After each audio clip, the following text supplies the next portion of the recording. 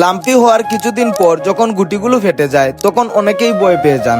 কি ট্রিটমেন্ট করবেন আর কি দিলে কতগুলো দ্রুত শুকাবে, এই সব কিছুই আজকের এই ভিডিওতে আপনাদের দেখানোর চেষ্টা করব। সবাইকে নমস্কার। আপনারা জানেন কিছুদিন আগে আমাদের ছোট বাছুরটা লাম্পি ভাইরাসে আক্রান্ত হয়েছিল, আর ওই সময় আমরা একটি ভিডিওতে আপনাদের দেখিয়েছিলাম বাছুরকে কি কি মেডিসিন দিয়েছিলাম। তো যাই হোক, ডক্টরের দেওয়া মেডিসিনগুলো কিছুদিন খাওয়ানোর পর আমাদের বাছুরটার পায়ের ফুলাটা অনেকটাই কমে যায়, কিন্তু তারপর আরেকটা বড় সমস্যা শুরু হয়। বাছুরটার পায়ে যে গুটিগুলো ছিল সেগুলো ধীরে ধীরে ফেটে যেতে শুরু করে। আর সত্যি বলতে প্রথমবার এই জিনিস দেখে আমরা অনেকটাই ভয় পেয়ে গেছিলাম, কারণ গুটির ভেতরের সবকিছু বাইরে বের হয়ে গেছিল।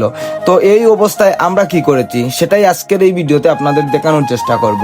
প্রথমে আমরা ফাটা জায়গায় তুলা দিয়ে ভালো করে পরিষ্কার করে নিয়েছি। তারপর ওই জায়গায় বার্কিল বেড ড্রপ ব্যবহার করেছি।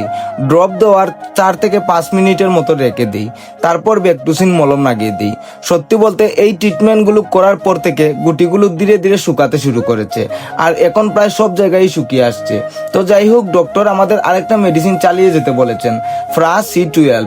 ডক্টর বলেছেন যতদিন না পুরোপুরি শুকিয়ে যাচ্ছে ততদিন এই মেডিসিন চালিয়ে যেতে হবে। তো সেই অনুযায়ী আমরা এখনো ট্রিটমেন্টটি চালিয়ে যাচ্ছি।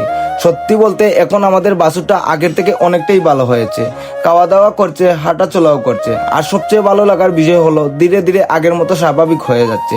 এখন শুধু আশা করছি আর কয়েকদিন গেলে ফেটে যাওয়া জায়গাগুলো পুরোপুরি শুকিয়ে যাবে, আর যখন পুরোপুরি সুস্থ হয়ে যাবে তখন অবশ্যই আরেকটি ভিডিওর মাধ্যমে আপনাদের ফাইনাল আপডেটটা শেয়ার করব। তো যাই হোক বন্ধুরা, আজকের ভিডিওতে লাম্পির গুটি ফেটে যাওয়ার পর আমরা কিভাবে ট্রিটমেন্ট করেছি সেটাই আপনাদের সাথে শেয়ার করলাম। তো ধন্যবাদ এতক্ষণ সাথে থাকার জন্য।